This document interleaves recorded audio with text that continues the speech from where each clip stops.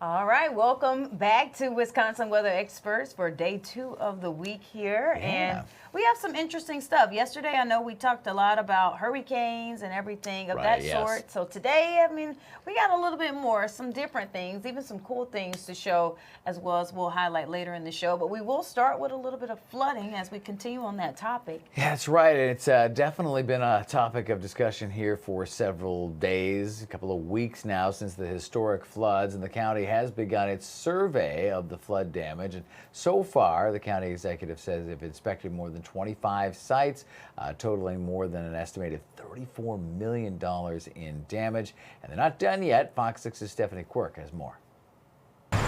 Blocked off with caution tape and barriers. The Harmony Avenue Bridge, and there's a lot of damage throughout Milwaukee County. A place that once served as a walking and biking trail remains damaged. This is going to be costly damage for us moving forward. 2 weeks after the devastating floods ripped through the area, the county executive and other leaders are still trying to get a grasp on the amount of damage. We've got at least 20 to 25 sites that we're going to be submitting documentation on. Those 25 sites are just for the county alone. When we see this damage, I mean, almost each site, a minimum of about $50,000. The county says its latest damage estimate to county property alone tops to more than $34 million.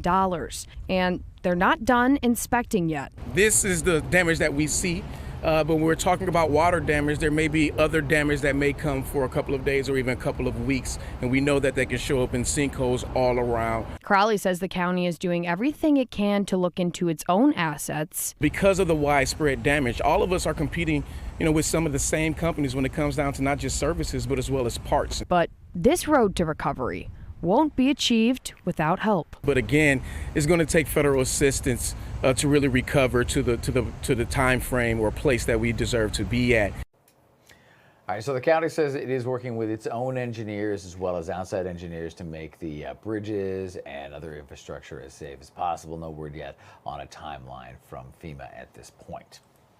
I mean, I just hate that we have to keep talking about the flooding, but I mean, it's a big deal in our area, and you never you imagine like areas that get hit with these hurricanes and how much more damage that they get versus us. And we're $34 million is a lot of money. Yeah, just and for counting. That's a very preliminary number. And we're going to be talking about this probably for weeks to come as far as like a present and ongoing issue. And then down the road, we'll be looking back on this as an historic event, the way we're looking back, on a bigger scale to Katrina 20 years ago this week as well. The Red Cross now getting involved too. Oh yeah, so the Red Cross, there is some relief that's on the way for those flood victims.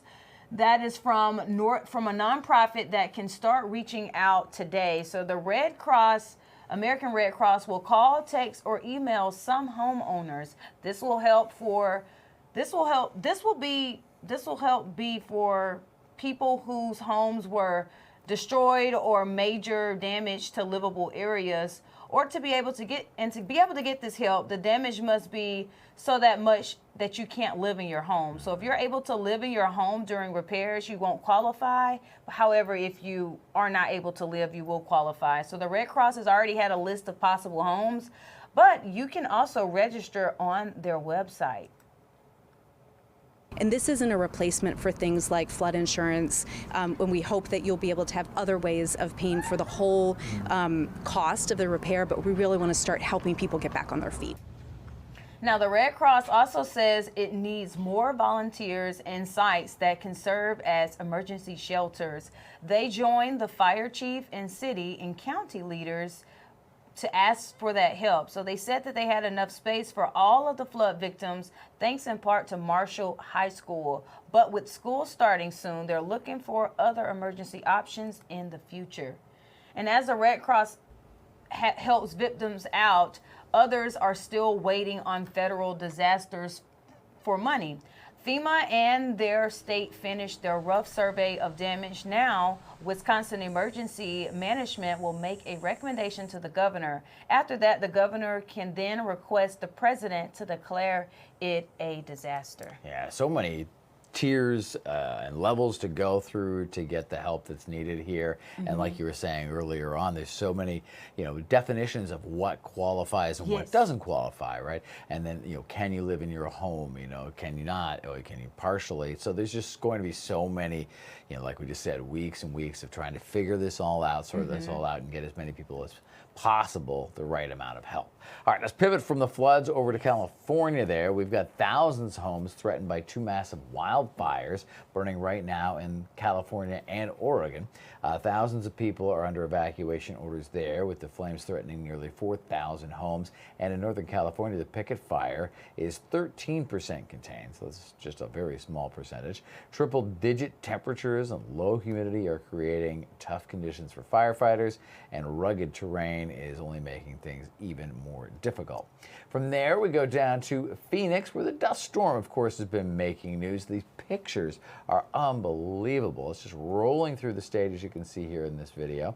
Take a look at some of it from the large cloud of dust moving near the Casa Grande area. Monsoon storms are hitting the state. That's bringing heavy rain and blinding massive dust storms, as you see there, formed in part by the decaying thunderstorms, the outflows from those storms. On top of the blinding drivers, on top of the storm blinding drivers and delaying flights, the storms are also knocking out power across the Metro Phoenix area. There's a chance for more rain, but things should be clearing out very, very soon.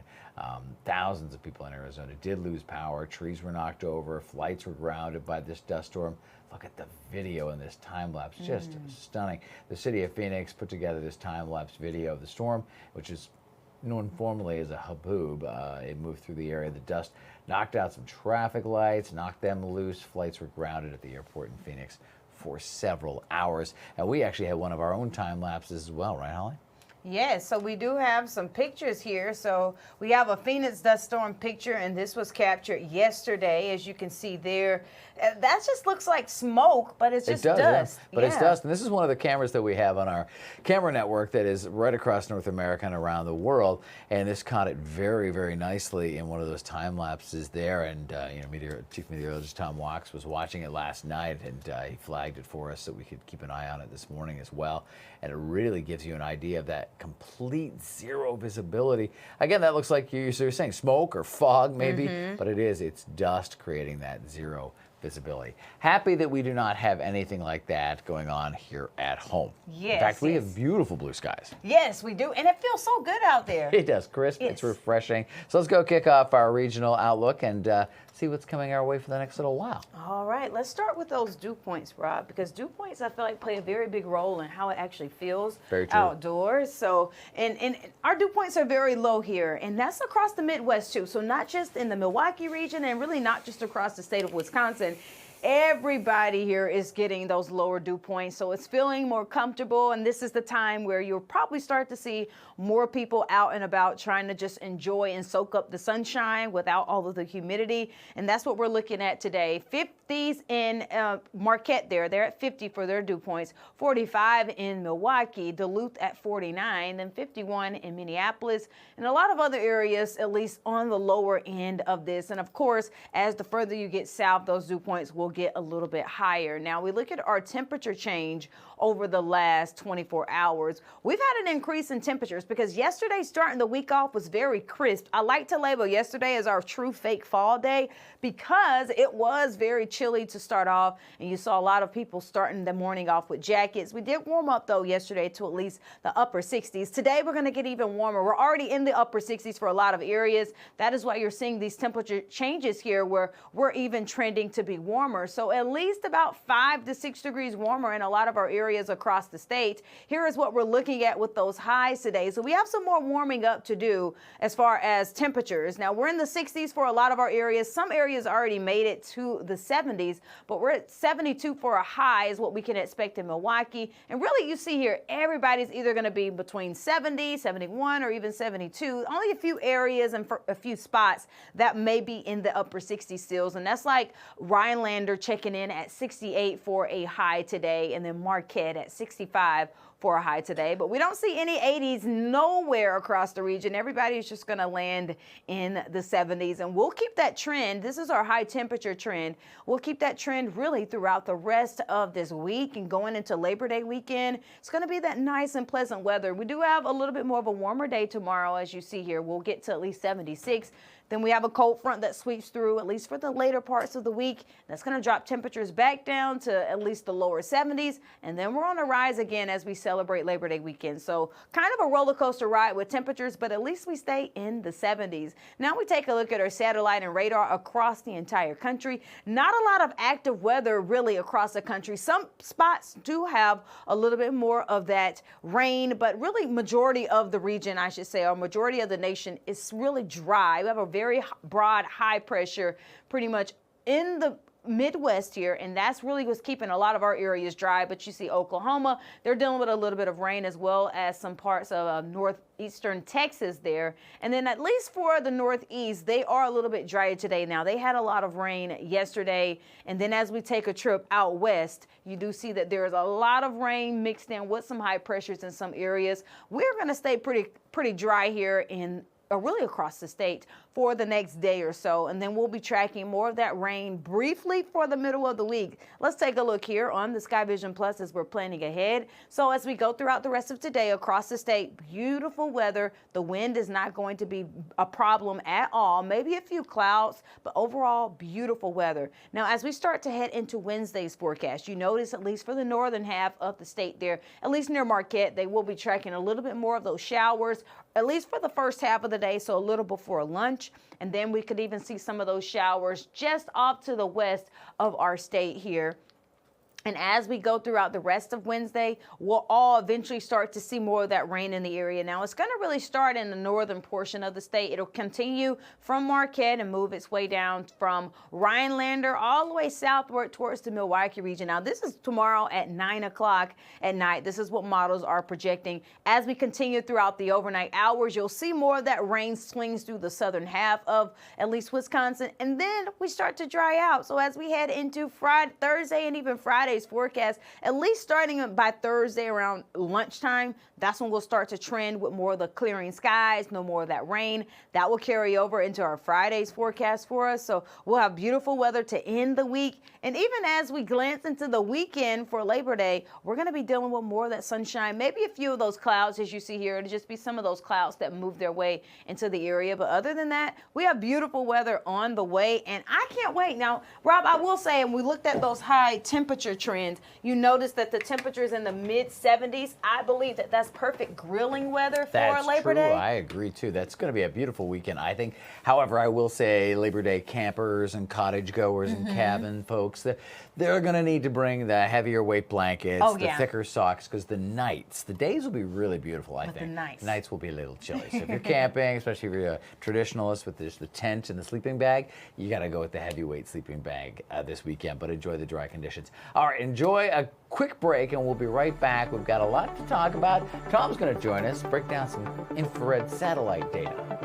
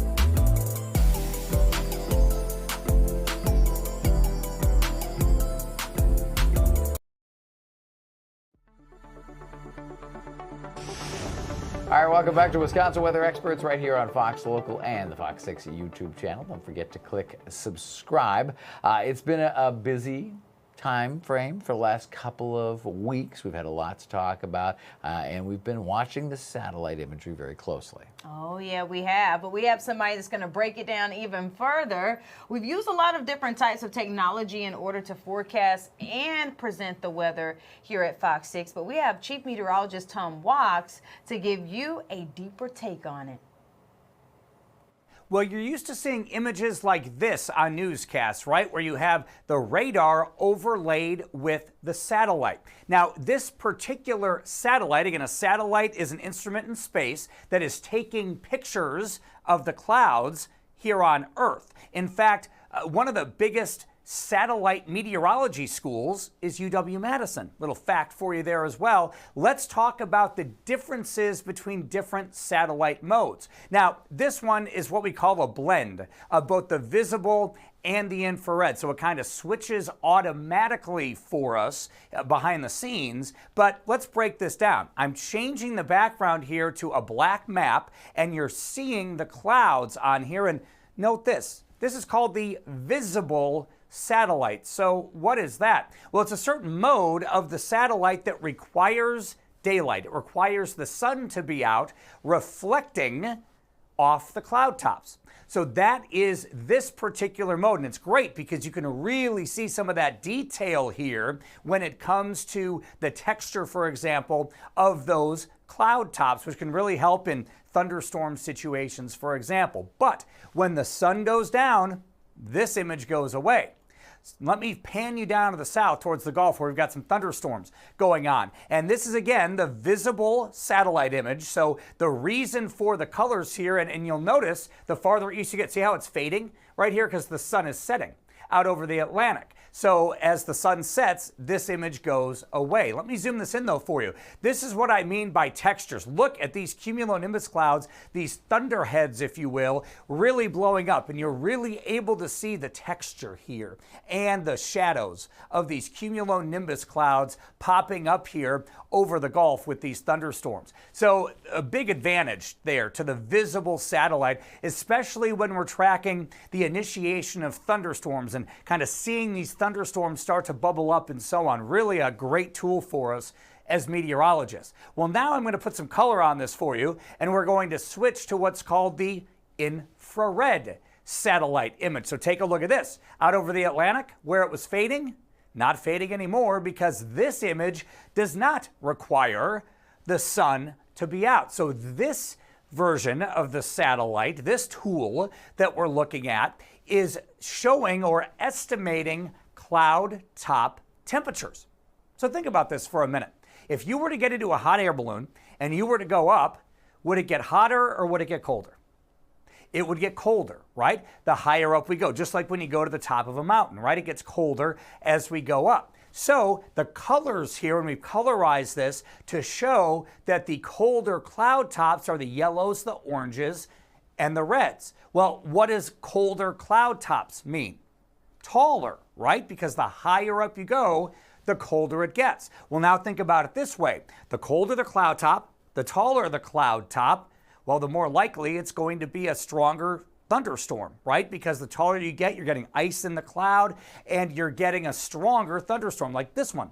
For example, right here, again, this is not radar where we're actually looking at the thunderstorm. We are still looking at clouds here, purely clouds, but the satellite is estimating the cloud top temperatures. So just looking at this, let's look at this area right here. These were some decent thunderstorms when they were in that deep red, but now that a lot of these clouds are starting to warm, it means that the thunderstorms are likely weakening because they are not as cold as they were before. So these thunderstorms are weakening. These are still pretty strong back off to the west. So again, just to repeat, visible satellite, that requires the sun to be out, and that is in effect taking a picture of the clouds from space with the sunlight reflecting off the cloud tops. Meanwhile, the infrared satellite, that is estimating cloud top temperatures. The colder the cloud tops, the stronger the storms typically are.